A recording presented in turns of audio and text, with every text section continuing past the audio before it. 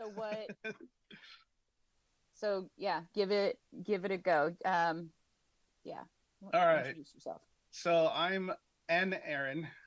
Apparently not the only one. It's a little known secret that Erins run the world. Uh, you'll find that out in time. I did 6 years in the Marine Corps working on helicopters back in the 90s. Before that, I lived overseas. Uh, my dad was a teacher, so I got indoctrinated pretty early into the military life and how wonderful it can be. Um, that didn't really turn out to be the case, not just while I was in, but also when I got out. A lot of that, uh, part of that had to do with culture and that sort of stuff. And it's the military and it's a different way of doing things. But a big part of that was a lot of the falsehoods that were sold to people. That there would be time for college, that there would be time or you would have money for college afterwards if you didn't have time while you were in. A lot of that just evaporated quickly. So that got me kind of upset. And the whole purpose wasn't transactional for me to join the military.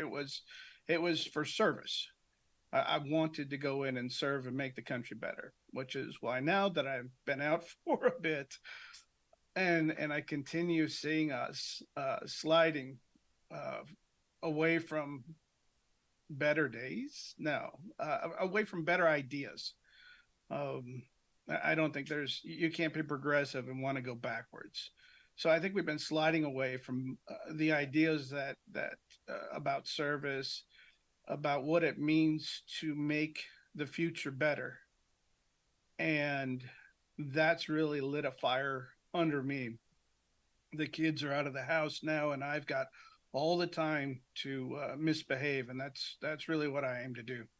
So I joined Wolfpack after seeing many other organizations, most of whom spent most of their time slapping each other on the back, congratulating each other on how progressive they were, while doing nothing. Other groups would just sit there and spin their wheels and still do nothing, but had wonderful plans.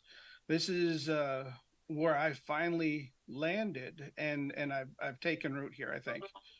Sorry about that. Uh, because we're starting to get things done. It feels like in some ways we've been here for a long time, in other ways we're just getting started. And I really love the motivation. I really love the feel, the energy that's going on now, and I want to get this plane off the ground. Um, that's and Erin. Erin, next. Okay, so next then we have Admiral William Owens. Start off with how do you prefer for us to address you today? Good And question. then um, go in to your introduction, please. Bill would be good.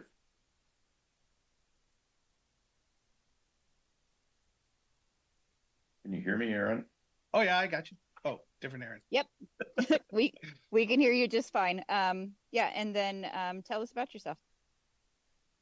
Yeah, so very briefly, I'm from North Dakota. That's why I went in the Navy. And I spent 35 years in the Navy, little time in Vietnam, had many opportunities along the way. Was a nuclear submariner, spent 10 years of my life underwater.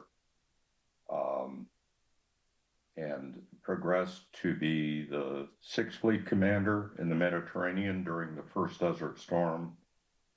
Um, was the Vice Chairman of the Joint Chiefs, was very involved in those years when we cut the defense budget from $650 billion to $340 billion in about 2 years.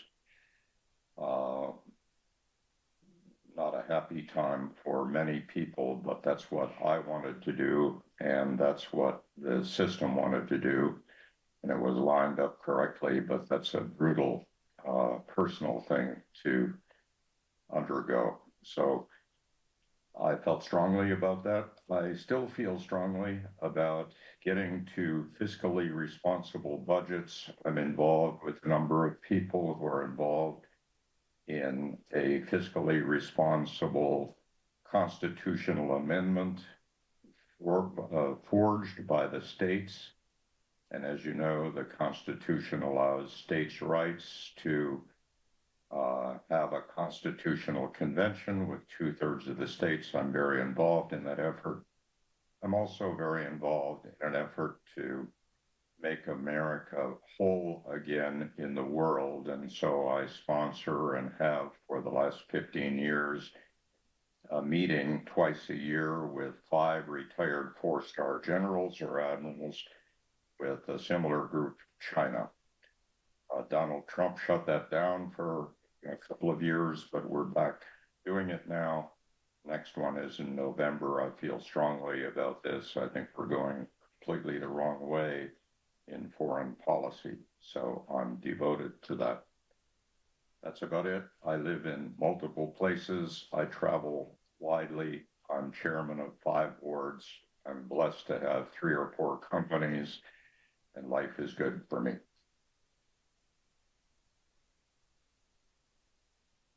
It's great to have you joining us today. I really appreciate you joining us and giving us your perspectives.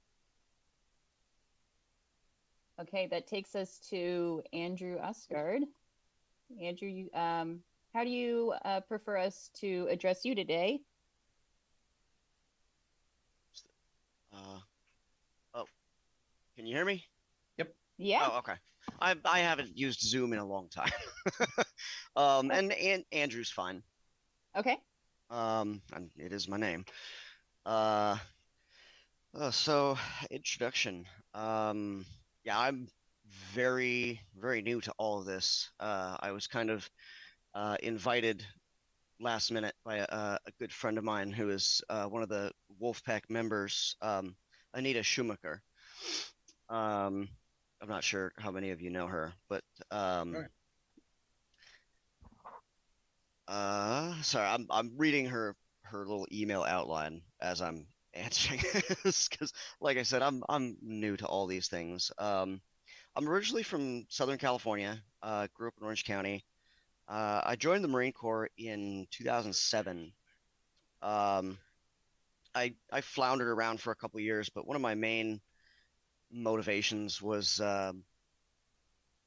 seeing 9/11. I believe I was 16 or 17 when that happened. And I kind of, like I said, floundered around for a few years and then decided in 2007 to join the Marine Corps. Um, and like Erin with an A was saying, when they made all these big promises and for college and for further education and opportunities. And then when I got out, I didn't see any of it. I just it kind of just evaporated, like Erin said. Um, and so I was also a bit disgruntled for a while. Um, Kind of went off the grid for a bit, and that's why it's personal to me. Like I said, I'm very new to this type of activism. I'm generally a very private person, but my motivation for being here today is basically, I was invited by somebody that thought that I would have something to say about this issue, whom I greatly respect. So I'm glad for the opportunity to be here. Yeah, I think I spoke to Anita. She told me a great deal about you and her respect for you and some of your history. And I really think that yours is one of the most interesting perspectives and I think that you're going to have a lot to add today that, um, that I think we're all going to be able to get a lot out of. So I'm really, really glad you volunteered to join us, and I'm really excited to hear what you have to say. Um, so moving forward, we are going to move into then is just a quick discussion, really about defining what the military industrial complex is, like just some basic things. Just like I said, a lot of people just kind of hear what it is in passing. So the first question then, from everybody, I guess, really is, what is the military industrial complex? And we're going to just kind of take it from the top down. So if you, and I guess we can start with Bill. Like if you had to define what the military industrial complex is from the top, like down to like the bottom bits, like what, where would you say that that goes? So the military industrial complex is something that President Eisenhower described, and it's something that exists as much today as it did then. And it basically is the defense contractors who live on K Street in Washington, have huge lobbies, write legislation, and cause things to happen in the Congress that they want to have happen because it brings jobs and money to them, the defense contractors, plus the congressmen themselves who love to have jobs and money in their states and hence love bases and love large, expensive programs, which brings a lot of money to their states and causes them to be reelected and is forced by or is enhanced by all the money that's put in to support it. And it is the generals and admirals in the Pentagon who are looking to find ways to make their service larger and better, because many of them actually believe that this is true. I was one of those who did not. And that's not a happy time for anybody who was like me, who didn't believe a lot of that, as you could read in a lot of the journals. I was active duty. So I would say that's what the military industrial complex is. It's alive and well. It's the reason you will not be able to get control of the defense budget, because you need real cooperation from the White House, the Congress, and you need a very strong military senior person in uniform to stand up and be willing to be crucified in the Congress or elsewhere in the Pentagon. Thanks for that. Erin, what are your thoughts? Well, we look at, I don't know, can you see, am I sharing the screen yet? You are. Okay, great. So I put together, this is kind of the overview of what we're talking about when it comes to what most people are considering the military industrial complex, where we see the defense contractors pushing little bits of money comparatively and getting these huge returns on investment. There's absolutely no reason for them to not do this.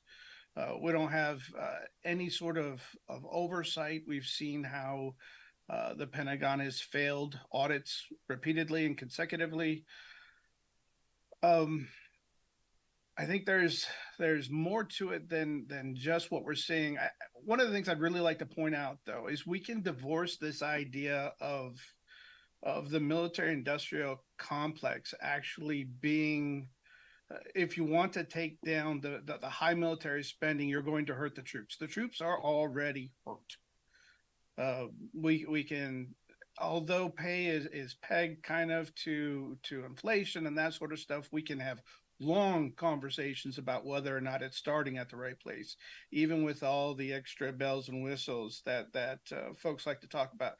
When it comes to the military industrial complex, we have to separate the troop side of this from the actual stuff side of it. The F-35s, the LC, the new ships that they're making, the new submarines, the new tanks, all of this stuff. is something different than just talking about troop welfare.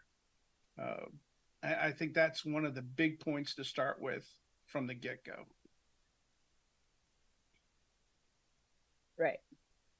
And I think that also when we're talking about the military industrial complex, there's a lot of people that are also just talking about things like military, like equipment, as far as like tanks, bombers, bombs, guns, things like that. But there's also a failure to consider everything downline to uniforms, boots, um, MREs, down to like who's providing the millions and millions and millions of bottles of Motrin that's being supplied to the military. Like the Yeah.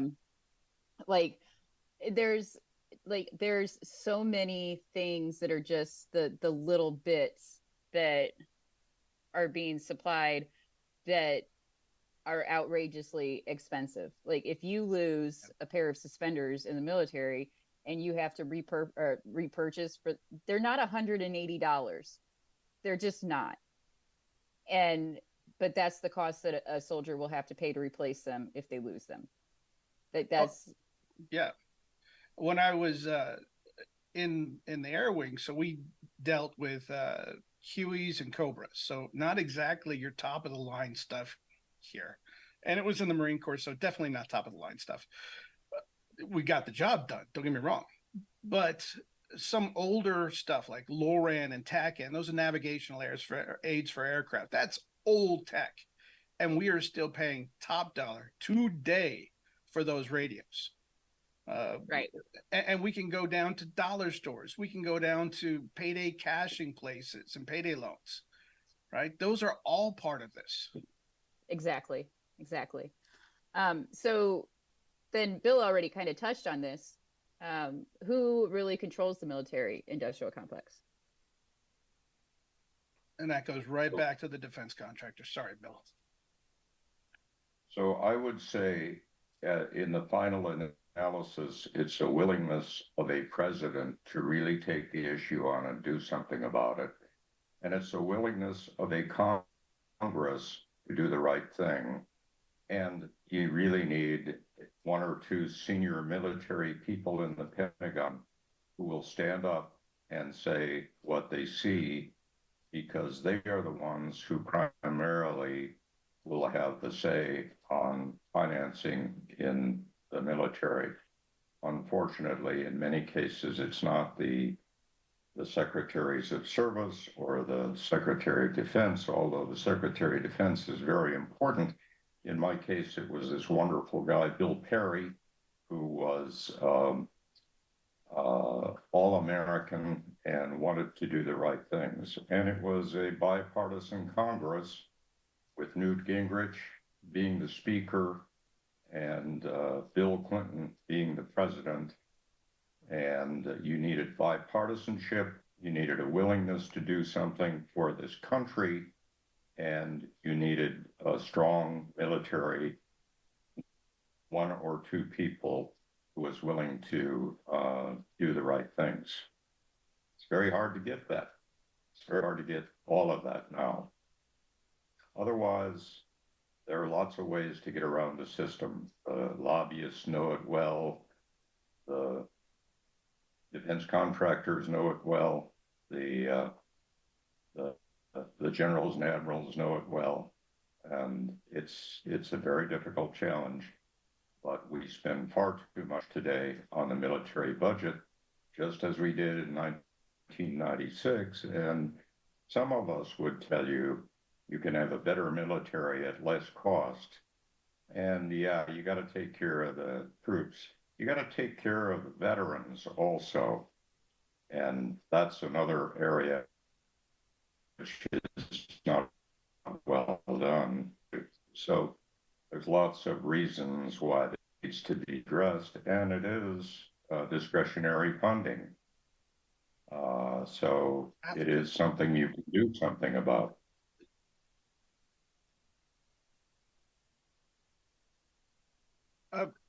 Bill, boy, that sounds weird. Admiral.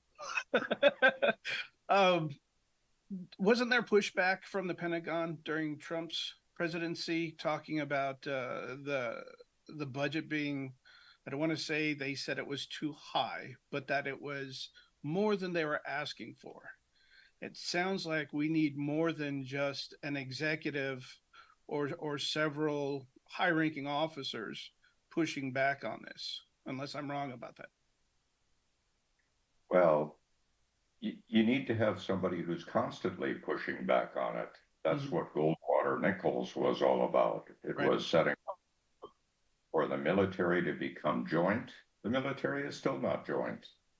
I agonize about this. You send your daughters out to a battlefield, and if they're especially soldiers or Marines in a battlefield, if you're looking at who's going to provide the close air support, what airplane is that?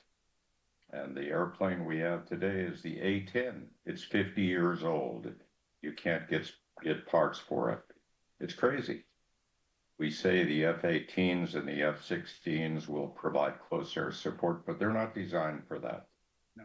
And so I mean, that's just one case study, but I can give you 10 that would be representative of the real failings inside the Pentagon. And a lot of that comes from great belief by senior military on some systems, but it also comes from the Congress and enforcing functions of what the military should do with its budget.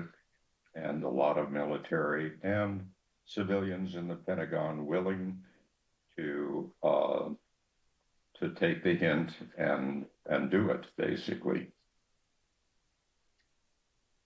Do you think they are cognizant of the issues and are just getting their, oh, this is going to sound weird, bread buttered on a different side? Or do you think they're just unaware of the situation? I think it's a mix. It's clear today that we have dramatically new technologies that could change everything. One of the big budget categories of the Pentagon is logistics. No one thinks about logistics until you get very senior and you find that the bullets and the bombs and the medicine are not arriving. And then you wonder about logistics and you wonder where that got funded, but we don't think about that very much. So there's a lot of good people who tend to think about their little piece and think it's very important. Yeah. But there are very few people who think about the big picture and how it all fits together. And Congress established Goldwater Nichols and they established the vice chairman of the Joint Chiefs, which was my job, the number 2 military officer in the country, to be there to establish jointness and to look after the budget. And so that's where I think a lot of the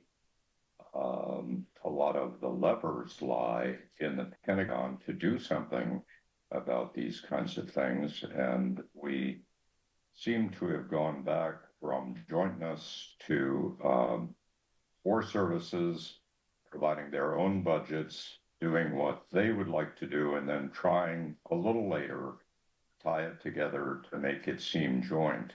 We need a joint military force, but I can tell you, and I'm very proud of you guys who are Marines, don't get me wrong, but there's no stronger element in the Pentagon than the Marine Corps.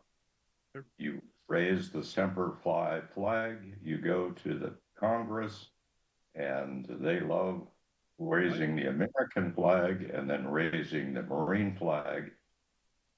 Good luck if you want to do something. I would give you just the example. For example, you could fix all of the medical issues that you talked about and all of the opportunity issues that we talked about if you canceled Marine Air. Yep. Why do we need a Marine Air Force? We have Marine air bases. They should be flying on carriers. I say that not because I'm a Navy guy. We should give command of a carrier group to a Marine. Not all of them, but some of them. And so why do we do that? and that causes loss of truly tens of billions of dollars a year. But try to cancel it. I did, and you wind up eating it. It's impossible because of the military senior people and the congressmen who want to stand for the flag and Semper Fi. And of course, the defense contractors love that as well. So that's the kind of challenge you wind up with. So I think that we've already answered the next question. So I'm going to jump forward to the one after that then. How does the corruption then in Congress lead to our never-ending need to the military-industrial complex? What are you asking? How does the corruption in Congress then lead to our never-ending need for the military and industrial complex? I'm talking about like the kickbacks and the purchases. Well, the corruption in Congress comes in many different forms, and you wouldn't want to be headlined to say the Congress is corrupt, but there are many things that go on in the Congress that are done because of a particularly strong lobbyist. Those lobbyists can be the NRA or they can be a defense contractor, and they help the state. And the congressman will tell you, we are here to help the people of our state. They brought us here, and we want to bring jobs to this state. And therefore, if I can work with a defense contractor to bring jobs to this state, how could I be on the side of cutting the budget and shutting down my bases? During that period of time that I was there, 1994 to 96, we shut down 120 bases. We need to shut down more. But it goes on and on. When you shut down a base, I always thought that there would be huge amounts of money that would accrue back to the defense budget or back to the federal budget. And that's not what happened. Take a look at places like the Presidio in San Francisco. And what happens is that other government agencies get a chance to say, we'd like to be there. And they have. And so this very important land doesn't get sold and money returned to the U.S. It gets transferred to other agencies who then use it somewhat ineffectively, and the government of the country doesn't get that money back. It goes on and on. Treasure Island, Hunters Point Naval Shipyard, the Presidio, take a look at all of these places, and they're still not back in private hands. Many of them are still in government agency hands outside the Defense Department. So there's just a lot of changes that need to be made to make all of this effective. So we're not talking just about the military establishments, though. We're talking about the entire complex itself. So that includes defense contractors. So that would be things like your Raytheons and your Boeings, going to specific congressmen. And when we say specific congressmen, let's be honest, we're talking all of them. Now, we know it happens, and I will make it a headline. I will make it a headline. I will call out specific congressmen, because we see the numbers. They're public. But they will go out and these lobbyists will go to them and they will make donations and they will put pressure on them, and they will say, they will make claims, they will make demands of these congressmen, and they will give them donations, and in return, things will happen in our government that will require a need for whatever Boeing or Raytheon is selling. Yeah, I saw that I haven't done a lot of looking aside for the last month or so. I started really looking at what's going on here, and let's see if I can pull this up. This is it's blatant. I mean, there is no getting around what is going on. We'll just do the whole screen. That can't go wrong. Bink. Here we go. These are your top 20s, right? Lockheed Martin, Northrop Grumman. These are your primes are these groups. This is a summary of donations by the top 20 in the defense industry. And Admiral, you were talking about it earlier. There's all kinds of ways. This is almost all self-reported information. So who knows if it's right or if it's wrong. Some of these corporations, like Cubic, is a subsidiary of Colsa, and Colsa is completely controlled by Colazzo. So there's 3 companies in the top 20 list of contributors for 2021 to 2022 cycle that are basically one company. It's insane. This whole thing is just a shell game to enrich people. And when you talk about actual recipients, everybody in the top 20 list for those who have received money for their campaigns, I think all but 2 or 3 of them are on defense committees. This one doesn't show it, but the only ones that aren't are like Schumer, who is leading the Democrats, and Warnock, who happened to be number 4 on the list. And he currently has a base in his state that is on the chopping block that he's fighting. And lo and behold, he gets plenty of money to run for his campaign. Now, maybe they're doing it for the right reasons, though I don't think we can give them the benefit of the doubt anymore. But what happens next cycle when he does have his base there, but he still needs to get reelected and he still needs that money?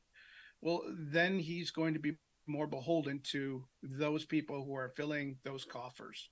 So it's really frustrating to see this. And this is a problem that I'm just stepping into as far as seeing it from this side, the data side of it. And it hasn't gotten any better. This is just going to continue to get worse. Sorry. I think that's pretty profound, Erin. I think that's right. Need to remember that the real people who write legislation in the House and Senate are not the congressmen or the senators.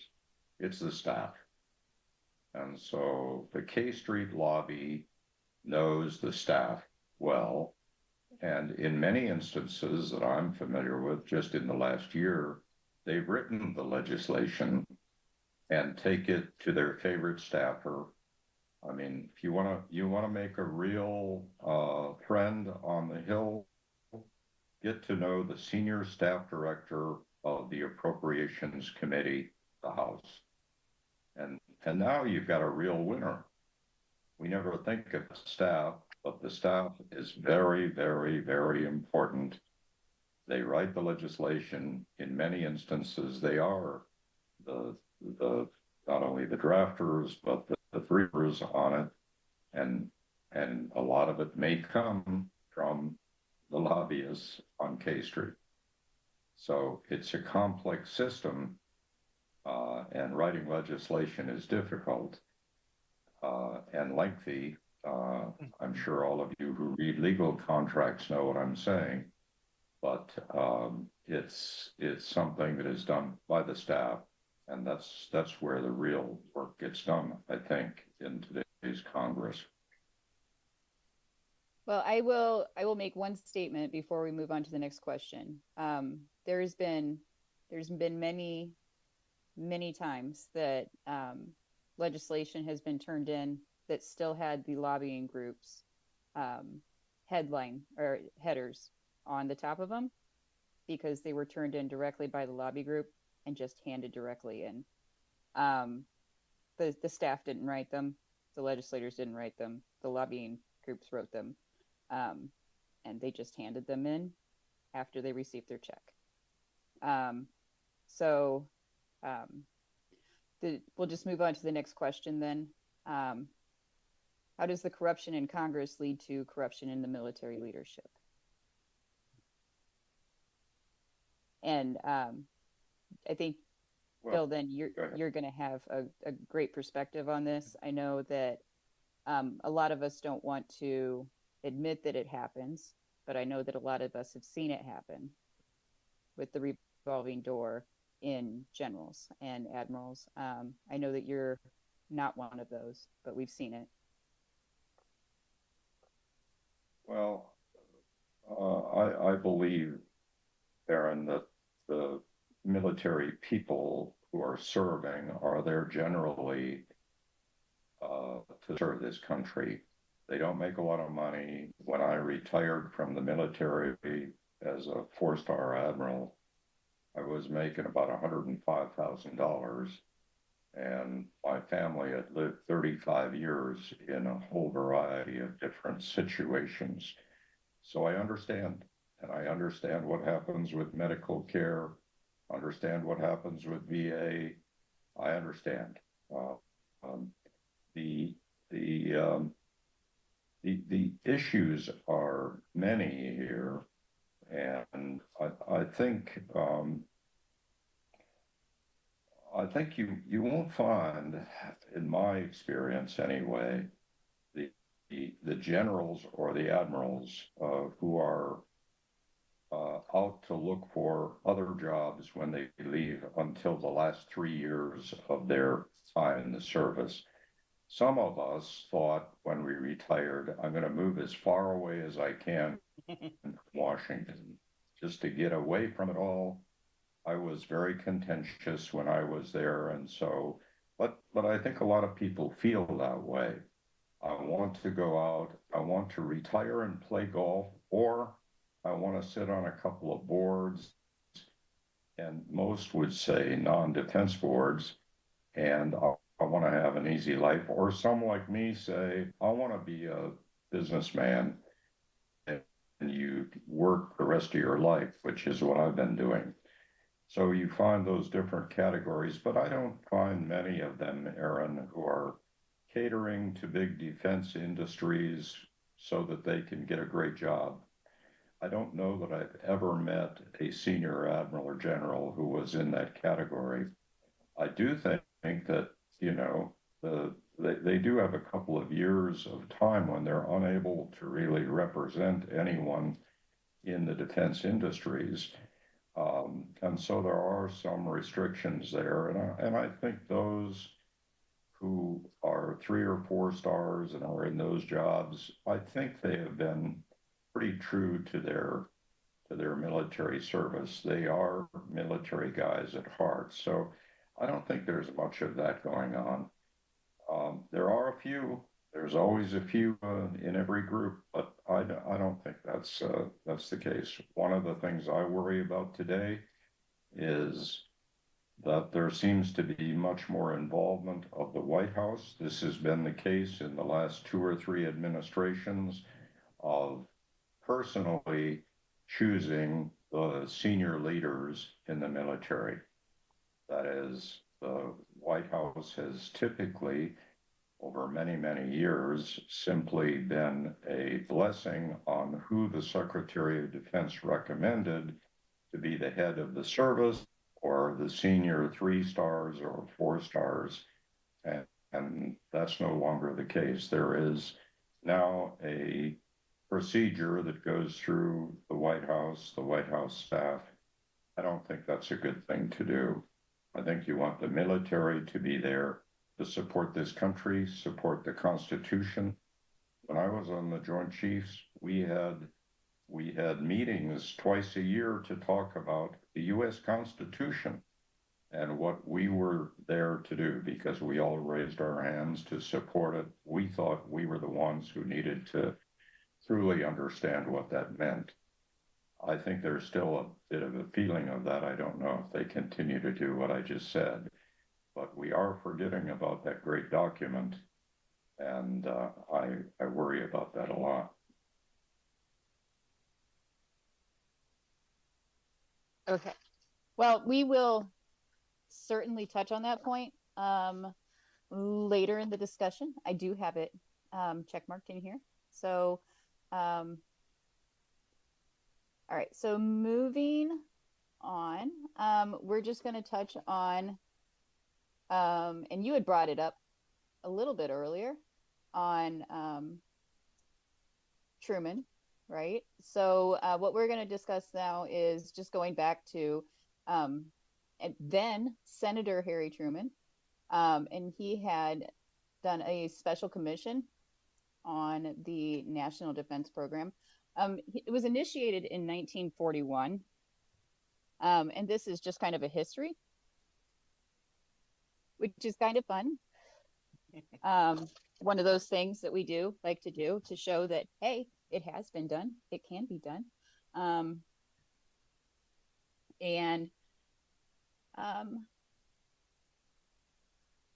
Wait a minute, am I in the right spot? I don't think I am. We totally skipped over Eisenhower. Let's jump back to Eisenhower. Okay. Right. Let's jump back to Eisenhower. Okay. So Eisenhower, and then we'll jump back to Truman. Okay. So his farewell address. And this was when he was leaving. It was kind of he was a lifelong military man. He was a little bit concerned about the military-industrial complex. And he left some warnings in his farewell address. So I'm just going to run through this really fast. Just some fun little quotes that he left us. This conjunction of an immense military establishment and large arms industry is new in the American experience. The total influence, economic, political, and even spiritual, is felt in every city, every state house, and every office of the federal government. That's one. Then in the councils of government, we must guard against the acquisition of unwarranted influence, whether sought or unsought, by the military-industrial complex. The potential for disastrous rise of misplaced power exists and will persist. So that was a good one.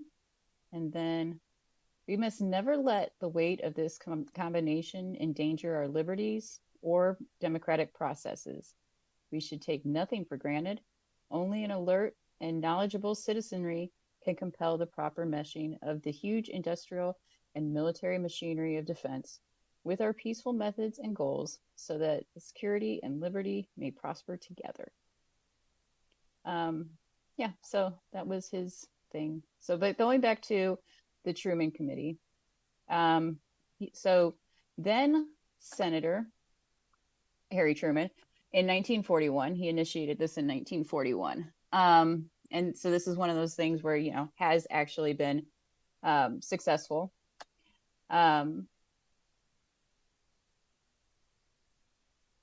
Started a special committee to investigate contracts under the National Defense Program. And he initially asked for $25,000 to run this committee, and they tried to give him $10,000 because nobody needs to be looking in these contracts. And then they made him a compromise of $15,000. So that was pretty exciting. And by the end of September, he had already saved $250 million for looking into the construction of military housing. And they offered him a total of $50,000 by the end of 1941. So then he continued with his investigations, and so his committee was massively successful. Just insanely. He got so many people into looking into him. He saved a lot of money. The military housing was abysmal. There were houses that were literally like losing their roofs when the tar paper was just like falling off every time the wind blew. Which, yeah, we care about the troops. It was awesome. Ended up saving billions in 1941 or $42 or 1942 money. Over 15 then, billion. Yeah. And then was stopped when his probe started looking into the Manhattan Project. Shock, right? So, yeah, then he was like put on Time magazine and all these things. And then when he started campaigning for his vice presidency, he stepped down as chair of the investigative committee, just for optics reasons. And then, became vice president and then president in, a not good way. But yeah, so that was just a quick and dirty history of the Truman Committee.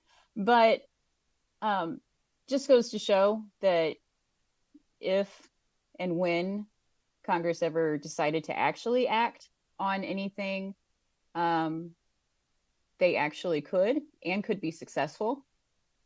And then following up on that, we have, I only put one on the list here, but I know that Erin is ready to rap battle you with a list of other failed proposals. So Senator Elizabeth Warren put in in 2019 a failed proposal to stop the revolving door for military officers lobbying and for owning stock in defense contractors, which is an actual thing. I know that it's uneasy for us to know that it happens, and to think that maybe the people that we served with are doing things like that. And we want to think the best of the people that we served with, because we all want to know that we all served for the right reasons. But yeah, so there is a revolving door that happens with military officers, where they leave office and become military contractor lobbyists, and they purchase stock in defense contractors while they're in the military and advocate for usage of the weapons that they own stock in while they're serving in the military. So do you want to go ahead with your go ahead, Erin, just let it rip. All right, so if you take a here, I got a link because I love links and primary sources if I can find them, but that's not always easy. Open Secrets has got some good information. Let me see if I can share screen again because I'm crazy. Real quick, while you're looking those up. Yeah. This whole thing reminds me of a book that I read by Major General Smedley Butler, who was a Marine Corps World War I war hero, for those that don't know. In 1935, he wrote a book called War is a Racket, based on a speech that he did to Congress that actually was speaking out against this exact thing, was the corruption of the military industrial complex, and basically defense and military equipment production contractors all just kind of having their hands in, and that's why the war just kept going and going and going. So he tried to speak out against this all the way back in 1935. Yeah. This is, and we're not saying that this is an unstoppable juggernaut. What we're saying is this is a juggernaut that needs to be stopped. It's been done before. It's been reined in before, and we can do it again. Oh, right. Absolutely. Yeah. Absolutely. But I agree. It should be a very high priority for this country to cut this chimera off. Right, which is difficult because we look at, and maybe we'll talk about this some more, about how it's wrapped itself around so many other vital organs. Infrastructure is a huge one that Army Corps of Engineers is a big part of. So you've got to be careful, but we can even talk more about just what happens around a base that's closed, for example. But back to the revolving door. Currently, again, this is open secrets. We're looking at like 70% of lobbyists are former government employees.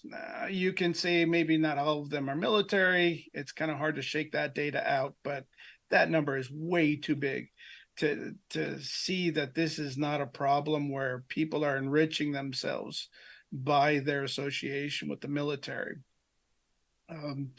As far as efforts to curtail the current military industrial complex, right? We've got the National Defense Authorization Act, which is the big bill that comes through every year and still gets voted on regardless. Everybody lines up, Democrats, Republicans, to make sure that one goes through. The Saudi arms sales, those efforts to restrict those have repeatedly failed. Department of Defense audit, that is just a whole nightmare in and of itself, that I don't even understand how they can continue to fail that audit and still be considered a viable. They should be allowed to account for their money anymore, especially when we start talking about all of the talking heads on television telling us we've got to have austerity because we don't have the budget, and yet where half of our discretionary income goes to can't account for it all the time. Anti-corruption acts, those die on the vine. They don't even make it out of committee in most cases. And if they do, such as Warren's bill, there was just 25 co-sponsors when typically you need like 60 just to get them moving. Revolving door reform, again, these are bills that were more tailored specifically to the revolving door. We talked earlier about cooling off periods for 07s and aboves. That's 2 years, but really there's not a lot of enforcement and definitely not robust rules. So, well, and then we can talk about, so we talked about the audits, 2018, 19, 21 with over 3 trillion in accounting adjustments needed for just the 2021 audit. Hundreds of major weaknesses remain unresolved, including flaws in inventory system and finance controls. We're not talking about some hidden black budget that we shouldn't see in public. We are talking about the systemic failure of what is going on when it comes to where the money is going. And then these companies turn around and lay off hundreds or thousands of people at different sites. So we're talking about greed is what it is. We can, I just want to cruise over these things, but we've talked about the failed attempts at reform. We can go into Ukraine military aid, but that can get real dicey real quick, at least at the moment. But we can definitely talk about the authorization of the use of military force that we're still using from 2002 and 9/11. The Afghanistan, Iran authorization, use of military force, and we're applying it to anything these days. And it's working. It just keeps that machine rolling. Where are we at, Erin? I don't know where we want to go with this. Each of these is a 3-hour discussion. Absolutely. I don't know where you want to go with it. I think what we're saying is I'm sorry, go ahead, Erin. Yeah, we were just it was just a quick list just to show that there is just so many attempts from a few people in Congress who are actually making well-meaning attempts, and the rest of, and there are so many corrupted people in Congress that they can get nowhere until we make a change. So that's why there is urgency. We need to do something to curtail Congress, because we can't get change unless we go around them. We have to go around them because Congress can't be trusted. So that's basically what this long list is that there is a list of things that have been attempted, but nobody can get anywhere. There's a handful of good quality people, but unless we figure out a way to get around the corruption, we can't get past them. But we have a way to get around the corruption. We have a way. We found a way. We're working the way. But we need more people. We need people to understand that they're not going to get around it by calling their congressman or writing or signing petitions or doing this or doing that. They need to get involved. They need to get involved. They need to get off their butts. They need to do something. They need to do it now, because there's no other way. There is no other way. They need to put pressure on them. They need to do something. And it's not just calling their congressman and doing something or voting. You can't just go and vote this out. Like, you have to get up and do something. You have to organize your neighborhood. You have to get people up off their butts. You need to get your mom involved. You need to get your neighbor involved. You need to get the girl at the bank involved. You need to get everybody involved if you want this mess to stop. I just don't know what the action plan is here, and so I can tell you, if you drop back to the early 90s and the budget was very high, the same discussions were held.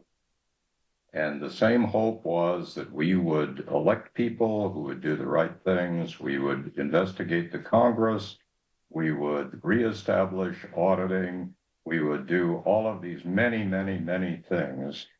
And still, you had to cut the budget by half. And that hadn't been done since World War II. So how do you cut the budget substantially?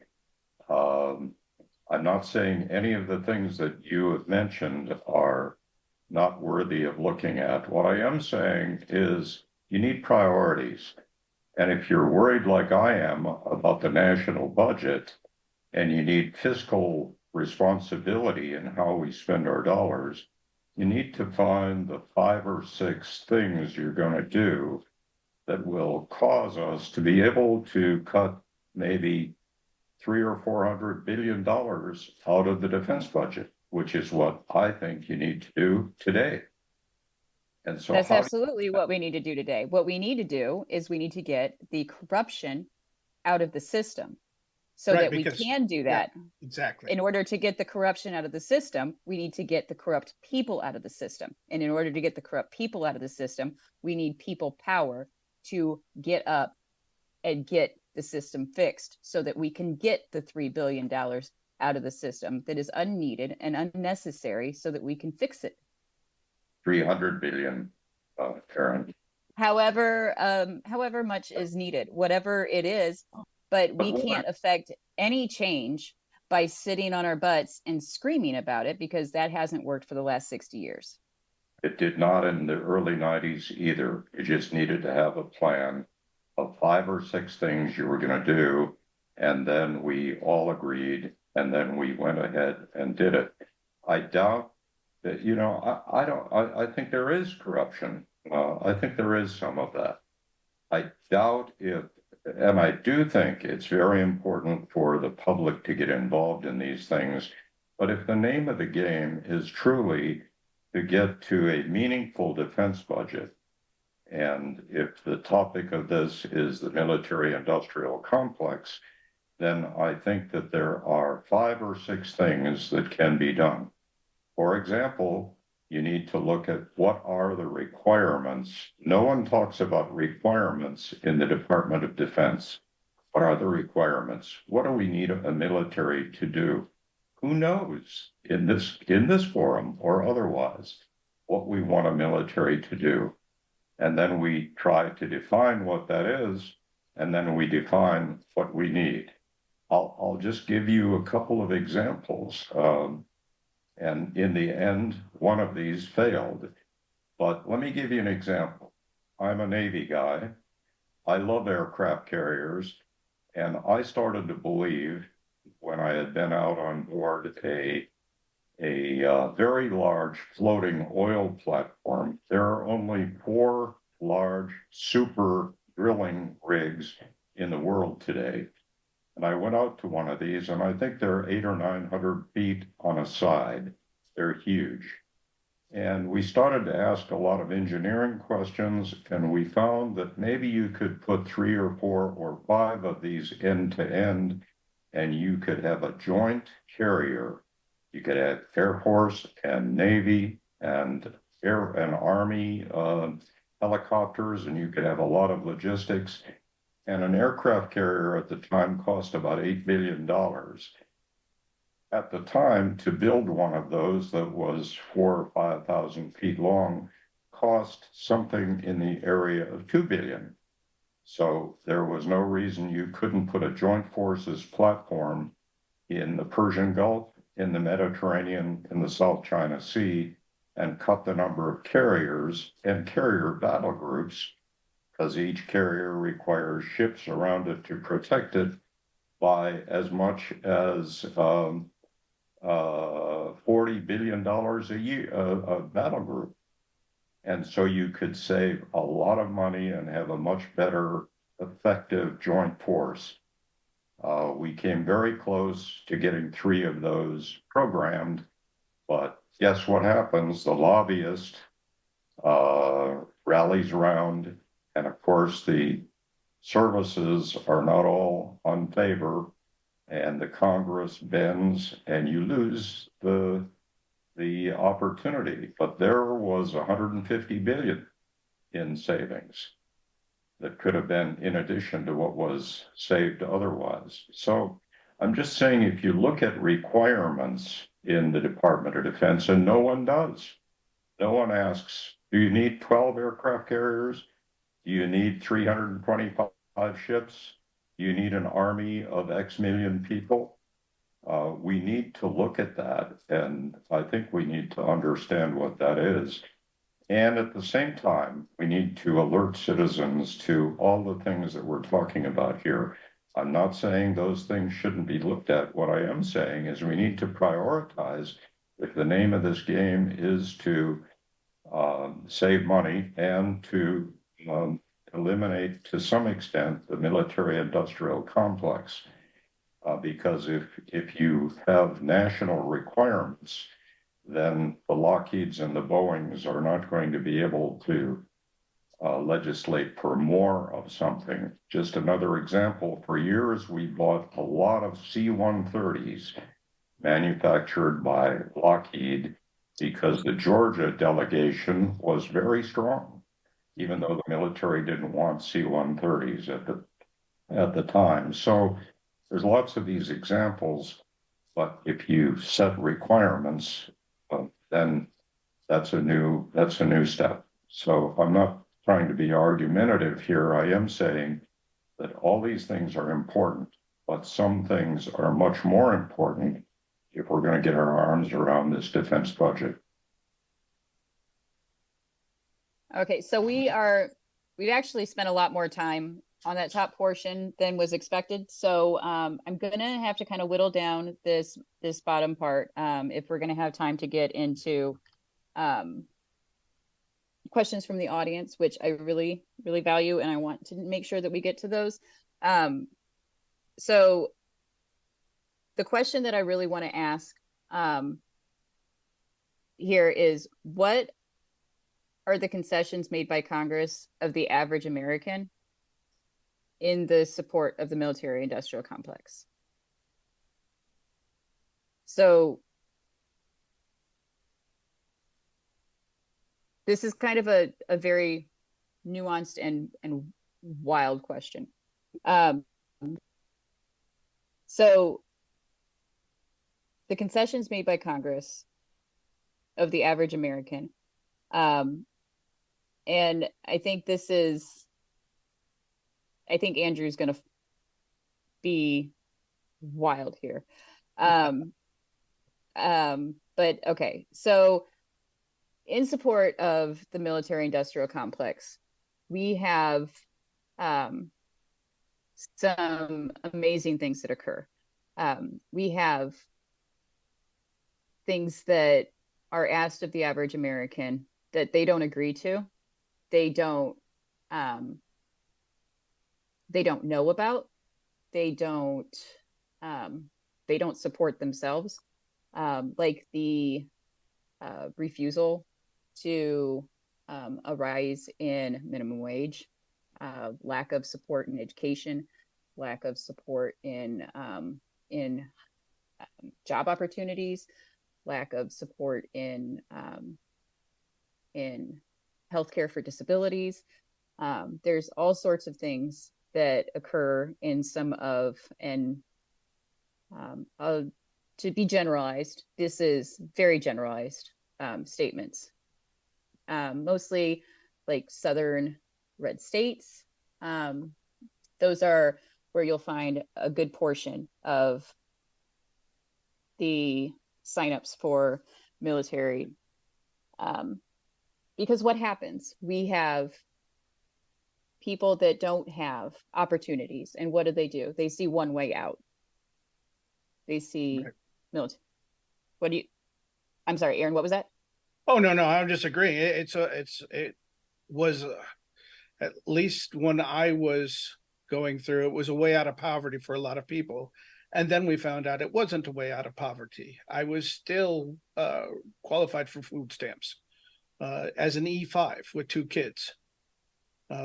So, yeah, I agree. There's a lot of things that we don't, as citizens, know we're giving up in order to have this large giveaway to corporations. There are a lot of people that do sign up for the right reasons. I mean, hell, I was one of them, but I was also escaping a life of, a not good life. And I think a lot of us buy into that patriotic ideal while also escaping a bad life. Right. I absolutely agree.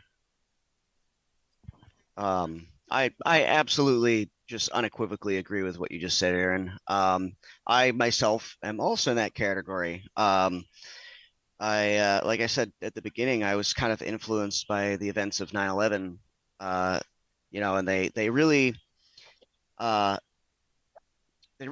played up the fear portion of that to my generation. Like, hey, there's these people that are now attacking the country, and I still remember one of the things that my recruiter said to me, because I've always been pretty physically fit, even as a young person. And the recruiter goes, he looked me in my eyes and he said, if you don't join the Marine Corps, someone else is going to have to, and that person might not be as capable as you.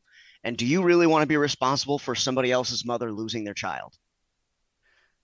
And of course I don't want to be responsible for that.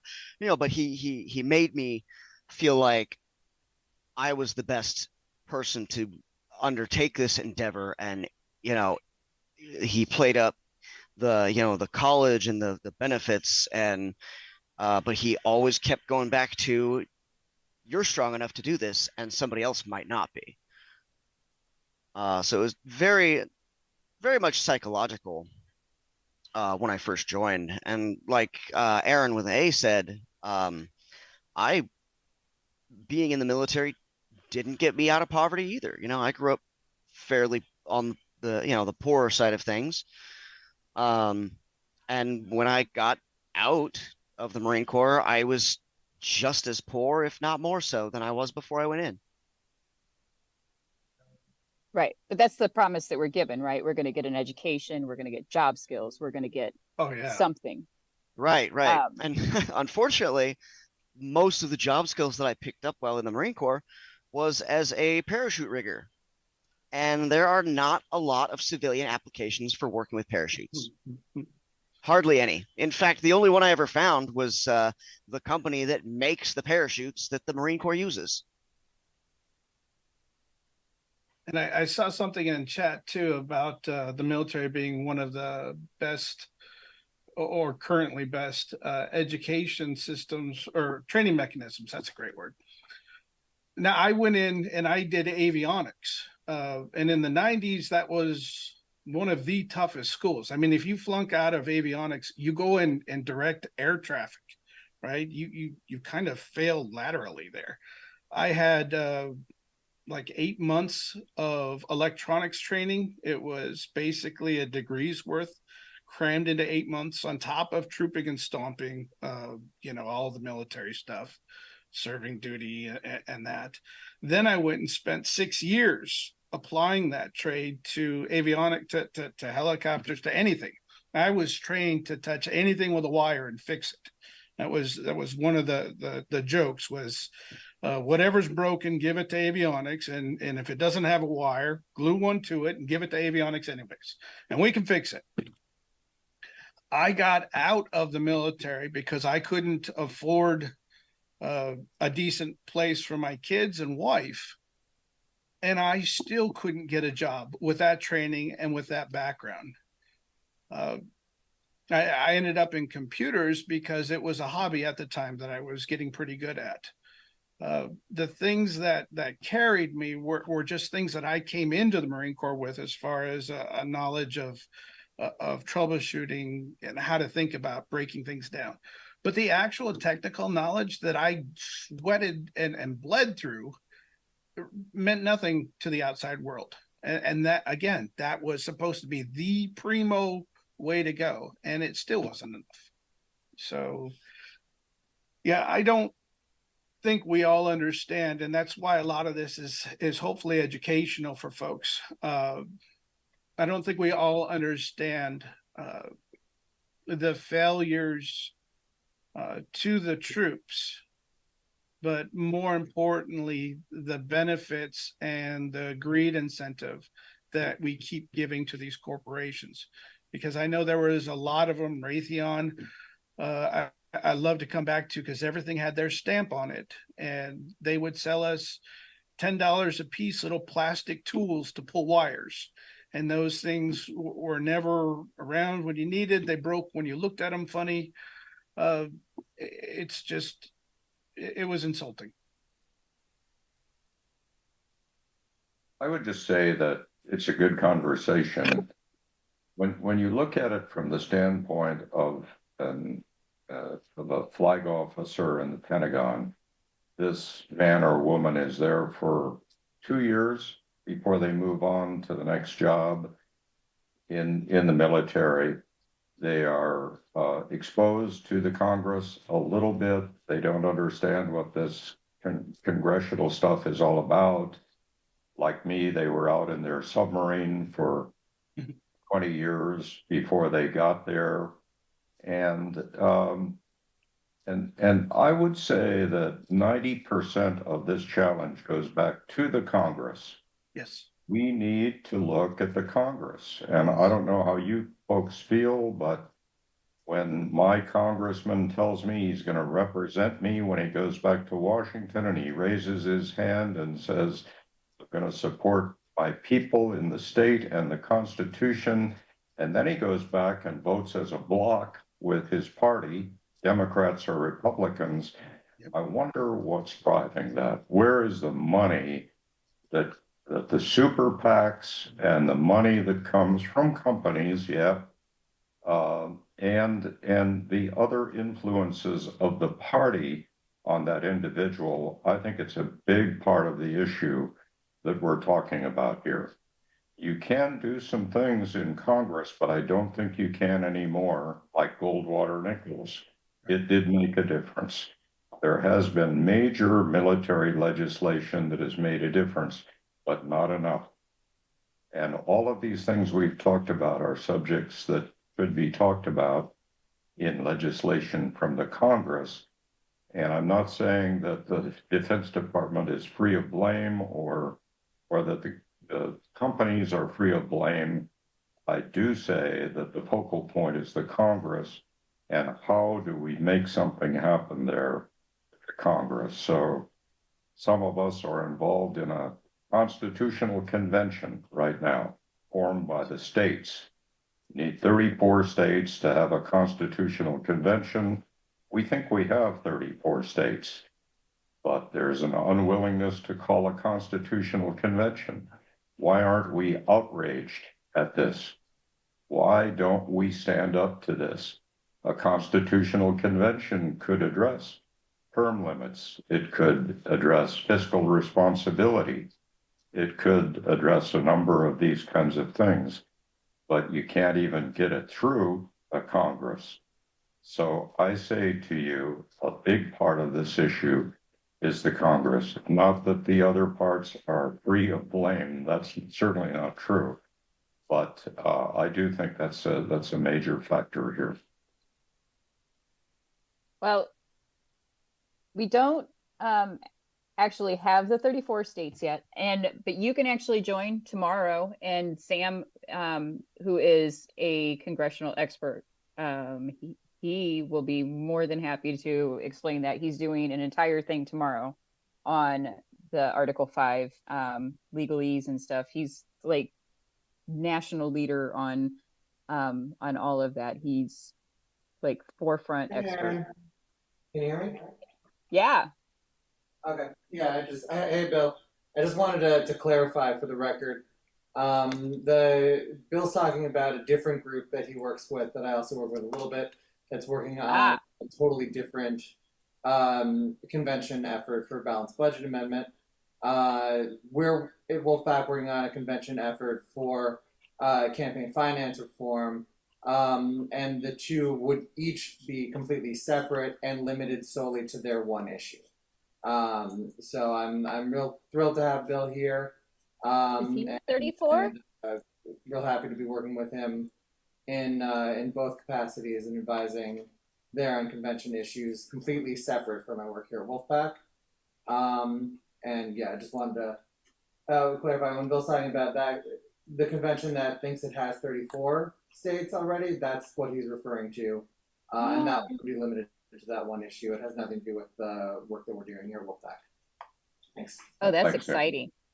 That's super exciting. Well, I want to know more about that then. Okay, that's for a later day. Okay. Then okay, so we have 4 minutes left then before we hit to questions. So real fast, we'll go down the line. So Erin, we'll start with you. Where do we go from here? A quick minute you got. So where do we go from here? 1, with no action. 2, in your perfect world, where do we go? And 3, a realistic path. With no action, it just gets worse, right? We've already seen it. We've seen that. We've seen the failure, Seagar, right? The Inspector General report on Afghanistan. We've seen that this isn't going to get better. We've even seen a Seagar report just recently that further cautions that some of the same problems they had with Afghanistan and Iran are being duplicated with Ukraine already. And we're quasi there and quasi not, but the point being is the same problems are happening now. So this is not going away. This is not going to get better. And unless we stand up, it's not going to get fixed. In a perfect world, oversight. The military is definitely needed. The military, I've always thought, was a good thing. It's a pipeline, especially for folks coming out of high school. I did a lot of work with the Civil Air Patrol and kids, and I sent a couple of them to the Air Force. My daughter went to the Air Force, so which kind of hurts as a Marine, but we won't get into that. So in My a perfect condolences. Yeah, exactly. You understand. So in a perfect world, there would be a military, there would be oversight, there would be limits, just like the Admiral's talking about. It all makes sense, but we can't get there now. We have got to stop the we keep calling it corruption, but we're talking about corporations. And real quick, Admiral, I don't want you to come away with this thinking that I thought leadership was broken in the military. What I think was broken in the military, just like you were saying, is it was Congress. Congress fix it. We can't say that we have a military led by civilians if the civilians are unwilling to lead. And that's what we need to do. We need to get the ability for corporations and large dollar donors to be able to completely out influence our representatives the way they can today. And that comes from an Article 5 convention. I think ultimately, just like in the beginning, when all four of us felt a call and answered that call for service, we need more people to stand next to us now and answer that same call again. That's my feeling on that. Okay.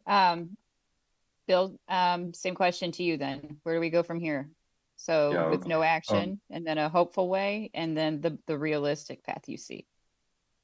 Well, I just comment that we are probably unaware that in our country, those of us who joined, I grew up in a trailer house in Bismarck, North Dakota. I understand what poverty.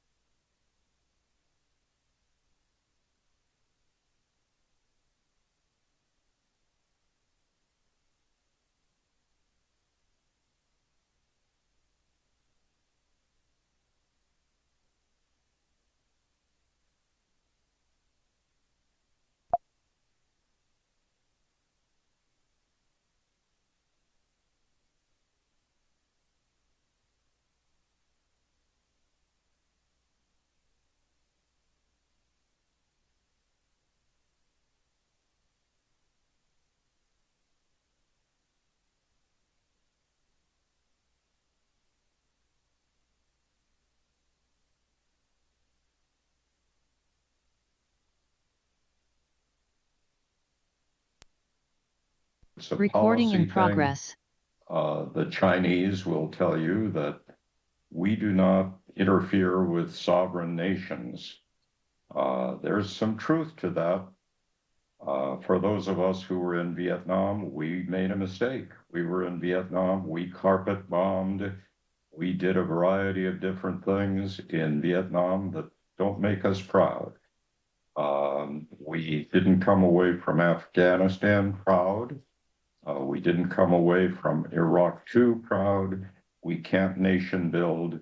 We need to be very cautious about the way we use our military. I would just say that again, back to Congress, we need to have some committee. Maybe it's a new committee that defines the requirements for the military in some specificity. So we will be able to measure what it is we do with our military, what it is we're expected to do, what the shortfalls are, and yeah, we got to audit it for sure. But we need to understand that. And today it's just a free for all. You know, you want money, you go to a favorite corporation, or you go to a favorite staffer, and you get money for your favorite programs. And we've got to stop that. It's back to that issue of campaign of congressional oversight and what they could do. So I think campaign reform is a big deal. I think we need to stop this lunacy of the super PACs. And, you know, now those of us who contribute $1 or $10 to a campaign, they love to have us do that because they can name the number of millions of us who do it, but the real money comes from the super PACs. And so if I'm a multi-billionaire and I want to influence one or the other parties, I know how to do that. I mean, an old military guy, I know how to do that. You want to control something? I'll show you how to control it. But there we go. I mean, we have lots of politicians who understand that today, and we need to take on campaign reform. That's all I have, Erin.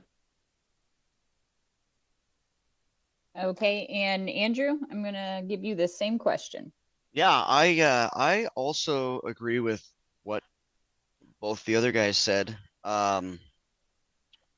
So basically, if nothing changes, then nothing changes. You know, if no action is taken, everything is just going to keep getting worse. I would say exponentially, because I made a reference earlier to the book War is a Racket. And in that book, Smedley Butler outlined a plan for, you know, once again, pretty much the same thing to try to get the money out of politics. And granted, his specific plan might not apply in 2023 because it's very much a different world than it was in 1935. But ideally, like Bill was saying, we you know, kind of, we have to form committees to stop letting these corporations essentially buy politicians, and thereby influence policies and legislation that just turns into a snowball effect and just creates more revenue generation for them, which in turn makes it so that the next cycle they could buy more politicians. And I mean, that's what I would say realistically, would be to raise awareness of these issues and the effects that they have, especially even on just regular civilians, just the average American citizen, because it does affect all of us, and negatively, unless you're the one guy making money. Okay, so I'll finish it up with mine then. I think with no action, it's going to get worse in an exponential rate, because there's no rules anymore. And I think that the hopeful way forward is just with a mass movement of millions of people realizing their power and utilizing it. And then the realistic path is going to be the slow and steady one, with us picking people up, you know, slow and steady, but eventually we'll get there. So, yeah, that's it. And then let's hop into questions. Let's see. Could we have more on that reining it in before from Ronald? We can. Yeah, we can. We just need to get people to hop onto committees and start doing it. We need to get enough people in the House to, or Senate. I think that was a Senate committee that did that before. So we need to get enough people on a Senate to be able to do that. So, Ronald, start gaining people, get people power to start demanding a committee. Yeah, I will be your first sign up. Let's see, Chris, is there any way we can limit the influence, not sure if that's the right word, of staff to prevent them from writing legislation? Should we leave that responsibility up to the actual legislators, right? Well, I mean, is there any way we can, I mean, theoretically, that's the way it is now, right? I think it is. Isn't that the way that it is now? But we don't have any. We're saying that the staff actually does the writing of the legislation, not the actual senator or representative, for example. Well, I mean,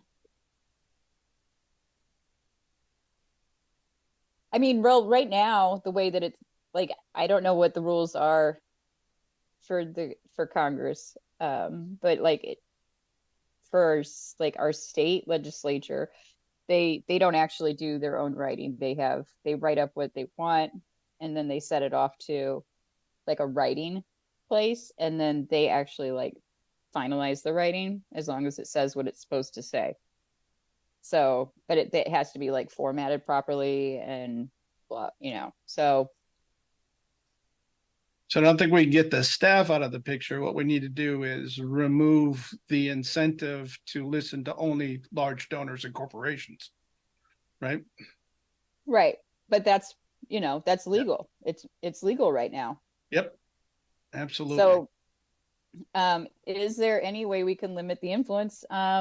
Then yeah, we join Wolfpack, and we learn how to organize.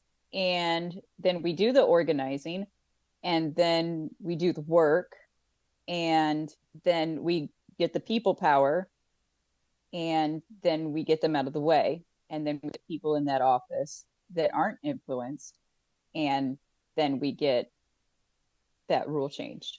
Yep, that's how we do it. I would just say that there is a lot of politics in the Congress now. We all know that.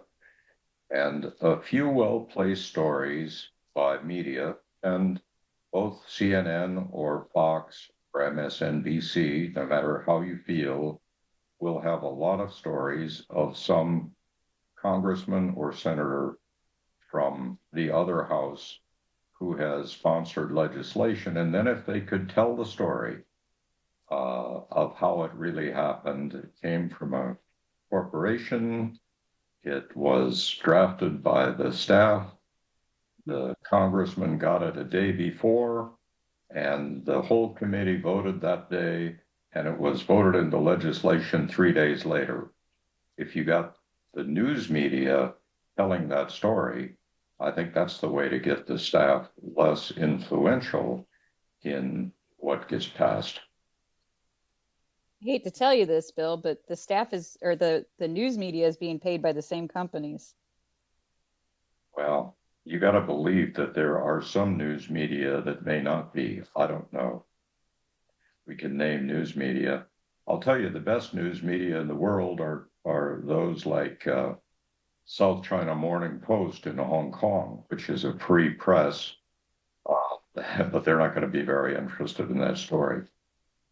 But if you can get them on board, I will help with the story. Did you have something to say, Erin? No, actually, I'm writing down his idea. That's a great idea on a story or three when they come in. I'm all written up in foreign newspapers and then share them on Reddit. I wonder how long such a good newspaper is going to last in Hong Kong with the current temperature. There was a small mom and pop newspaper somewhere out west that it was a free newspaper she was running once a week, and they yeah, I don't know if I want to tell that story though, because it ended very badly for her.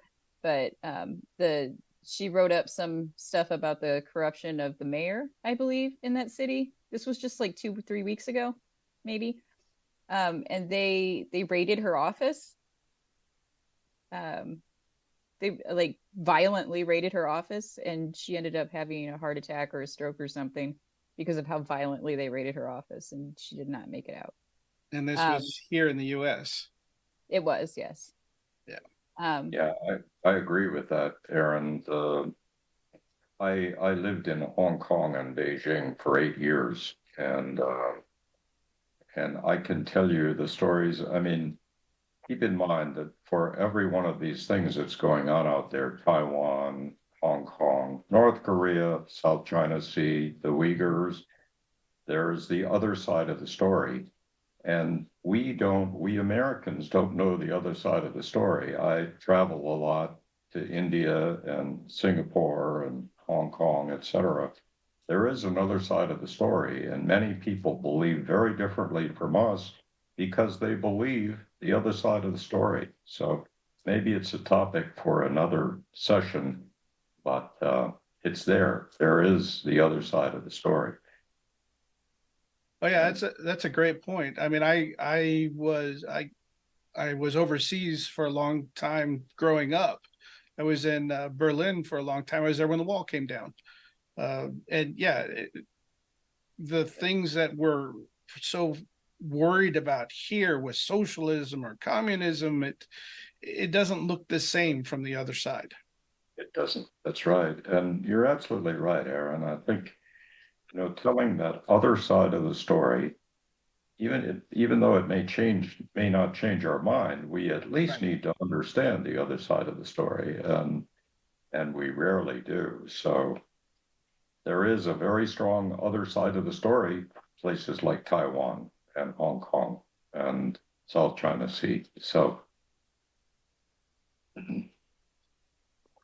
Okay, so the next question, do we include all other agencies like the CIA into this whole thing? To a certain extent, we can. They like to get the military leftovers. Mostly, I don't know about the CIA. Um, Well, I know Homeland Security, Border Patrol. I would local imagine. police departments. For they're already included in a lot of the defense stuff. A lot of the reports that come out, they're already included. And when you talk about, say, some of these primes again, like Raytheon, Boeing, their projects span all of these places. So the cyber stuff, especially with the AI or at least the large language models we've got right now, go across the spectrum. So again, Homeland Security, Border Patrol, any of the customs, all of that, they're all being influenced. They're all being paid for, bribed in some ways. So yeah, these all are included in defense, but they don't always shake out in the defense reports. So you've got to be real careful when you're looking at the numbers. And the like local police departments will buy the leftovers from the military at like super deep discounts and then use them on U.S. citizens. Yeah. So, and then Abigail had a question. I heard that 2/3 of the money we are sending to Ukraine. If I could just say, though, not to complicate this issue, I think if something is going to be done, be focused on something, and that's DOD. I think there's probably something with all of these agencies, but remember, the Department of Defense is the largest business in the world. It's the largest R&D installation in the world. It's the largest logistics company in the world. And it's the largest hospital company in the world. So this is a big outfit. If you look at who understands the whole thing, good luck. So that's a good starting point. And the rest of these agencies are important, no doubt, but the DOD is a great starting point for reform. So Abigail's question then, I heard that 2/3 of the money we are sending to Ukraine for weapons that end up in the black market, not actually Ukraine. Do we know if that's true or if it's just a rumor? I imagine it's extremely hard to figure out where the money actually goes since they won't pass an audit or allow accountability. I'm fairly certain that's just a rumor started by naysayers. But I don't know that there would be any way to verify that. Not at this point, yeah. I know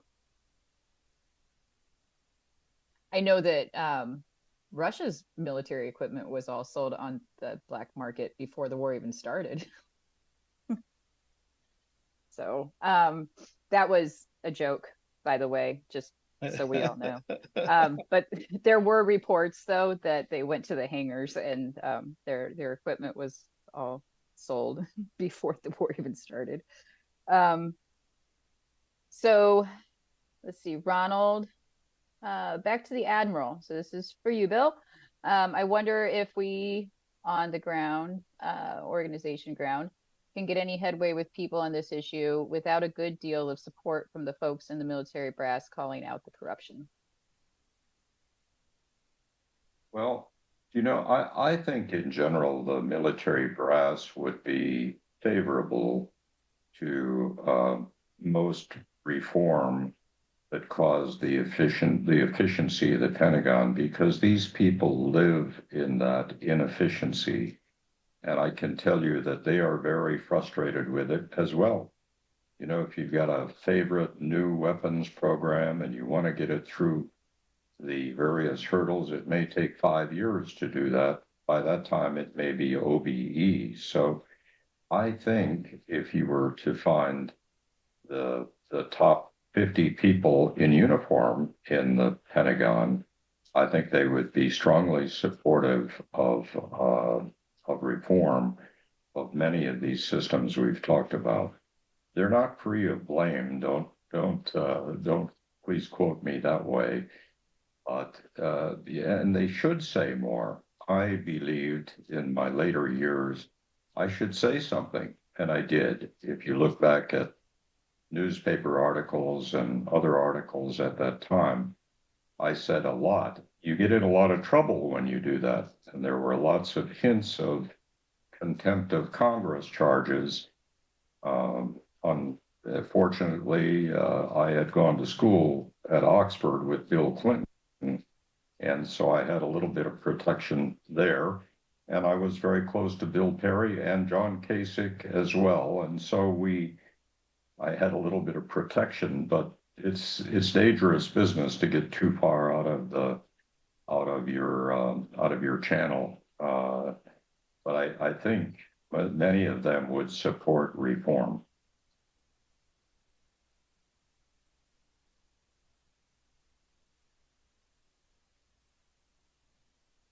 Yeah, it seems like there's almost a fear of high brass getting into politics. So I could definitely understand why there is a reluctance to speak out, and it's great to hear, Admiral, that you're doing so.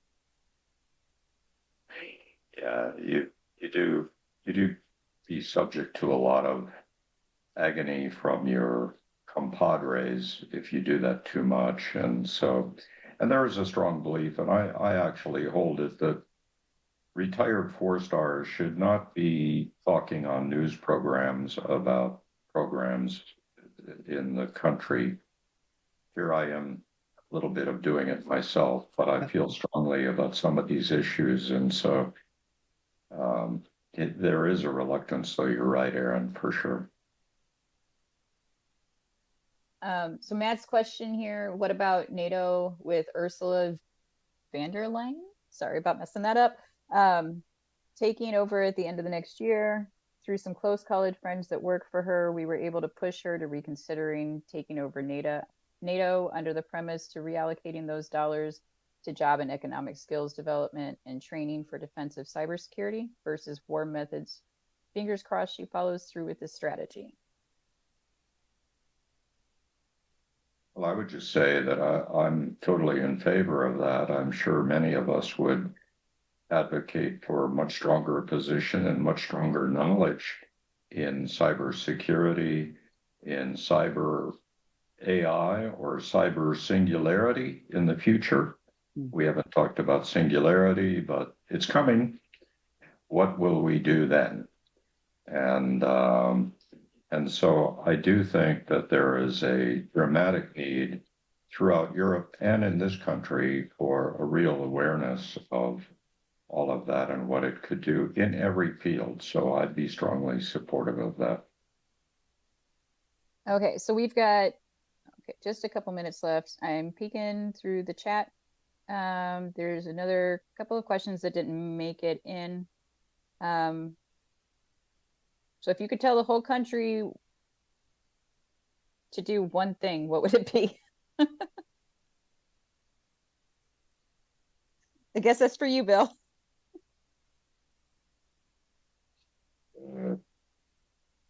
I'm struck by the fact that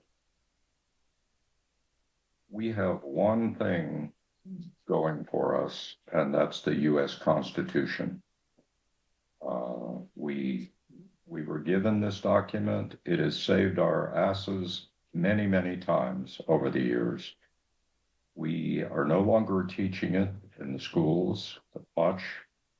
I sit on the board of a couple of universities, and we don't spend much time on the Constitution, and yet our whole existence, our whole lives rely on the various tenets of the Constitution, and if it collapses, our lives basically collapse. And that comes back to all of this discussion about the Congress and its role in the Constitution. So I would say if there is one thing that is doable, it is let's reinforce the Constitution, its education, and its awareness across our country.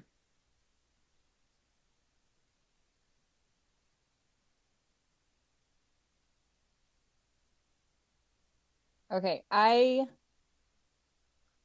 would really like to take this opportunity and give the last word to Andrew.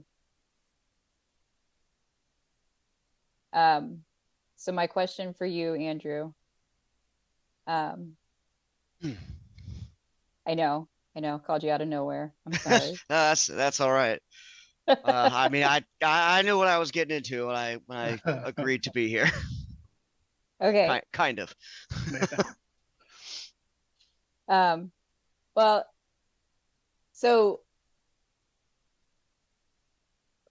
what would you say, just in your own words here, what would you say are the long-lasting effects in your local area of the military industrial complex as a whole on your local environment?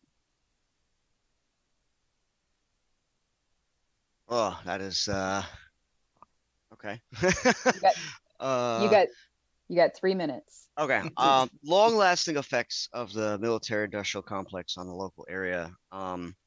It's a little bit of a complicated question for me because I move around a lot. But I would say that some of the long-term effects that I've noticed is, believe it or not, an increase in the rate of houselessness, particularly for veterans. Because like we said in the beginning, we were promised all these things at the beginning, and then for a lot of people, everything just fell through, and they didn't know how to have a backup plan. They didn't know, they were never given the resources for what if this worst case scenario happens to you. Who do you go to? What do you do? And so a lot of veterans end up just on the streets because the money is not being invested into the programs for taking care of them, the education programs, the healthcare programs. Instead, it's just going into some greedy lobbyist's pocket, basically. And I think that definitely needs to change.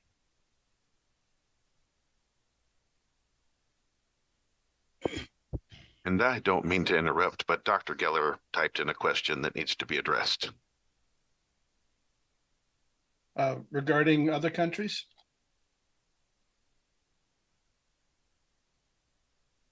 Is that the one you're talking about? Do we know how much corruption is in other countries' militaries? Is it just normal for military to have inefficiencies and contentions with the government and to skip on their soldiers, etc.? So is this a normal problem, Admiral? I guess you would have better visualize on that. Yeah, well, I've seen, I've been blessed to be around the world a lot, and having known a lot of militaries. I mean, I'm biased, of course, but I've never seen a more honest military from the uniform perspective than our own. And it's, do you call it corruption? Do you call it inner influence? It depends.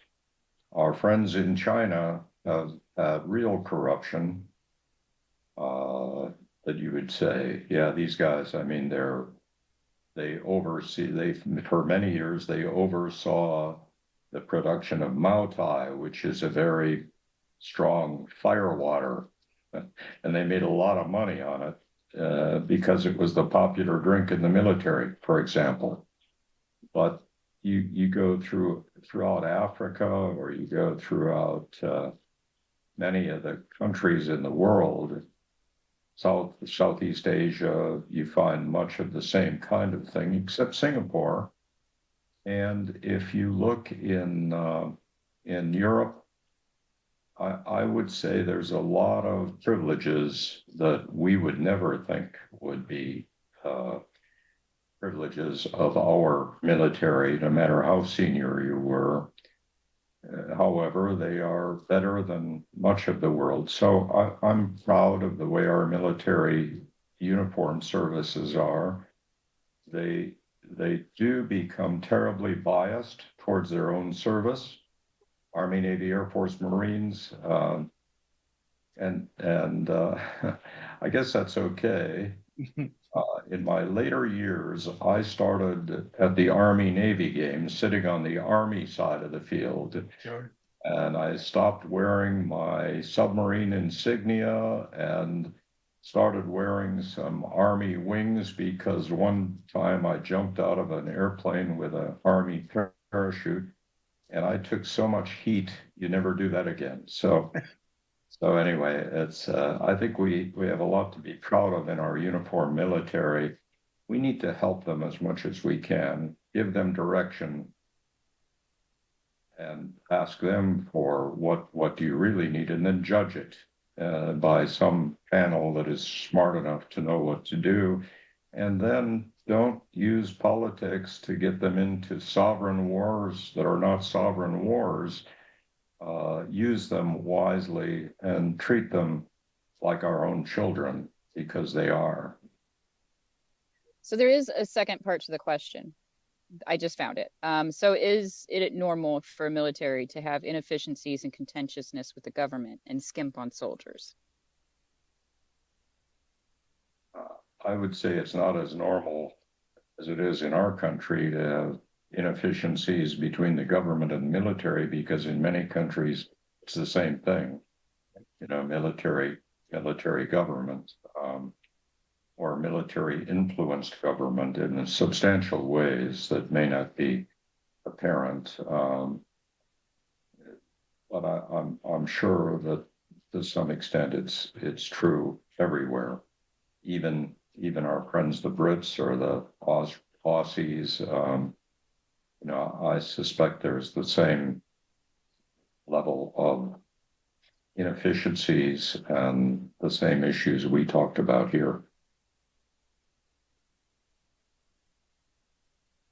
Okay. Well, with that, I am going to thank all of you for your time and dismiss everyone. And I really appreciate all of your expertise, and you all have a fantastic day. Yeah, this thanks. was an awesome conversation. I really appreciate you, Bill, Aaron, and Andrew. It was great to meet you, Bill, last week, and meeting you again here today virtually. And I also just want to say great job to Aaron and Erin who put this entire segment together, working together on the questions and the flow of it all. Yeah, great work, guys. This was awesome. Yeah, I appreciate the chance to be here. So thanks.